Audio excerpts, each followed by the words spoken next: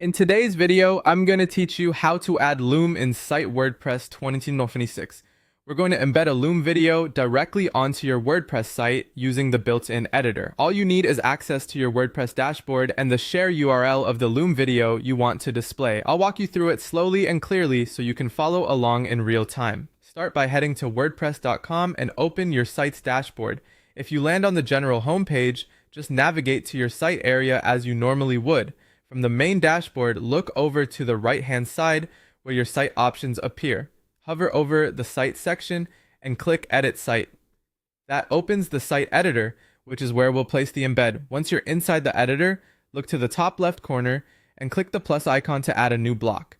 This opens the block inserter, which lists everything you can add to a page or template.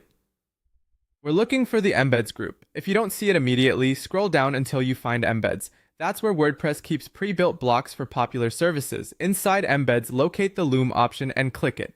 Selecting this creates a Loom embed block in your layout ready for a link. If the block lands in the wrong spot, don't worry, you can drag it to the exact section you want later. Now switch over to Loom and copy the share URL of the video you want to embed. Make sure the video share settings allow anyone who visits your site to view it. If the video is restricted, the embed won't load for your visitors. Copy the full URL exactly as provided by Loom. Head back to the WordPress editor and paste that Loom URL into the block's input field. Then click Embed. You should see a live preview of your Loom video appear right inside the editor. If you don't, double check that the URL is complete and that it's the standard Loom share link, not a shortened or internal link. With the preview in place, you can use the block toolbar to adjust alignment or width so it matches your page design. When everything looks right, click Save in the editor to apply your changes. Depending on your setup, you might see options to save the page, template, or pattern. Go ahead and confirm the save so the embedded video becomes visible on your live site. That's it.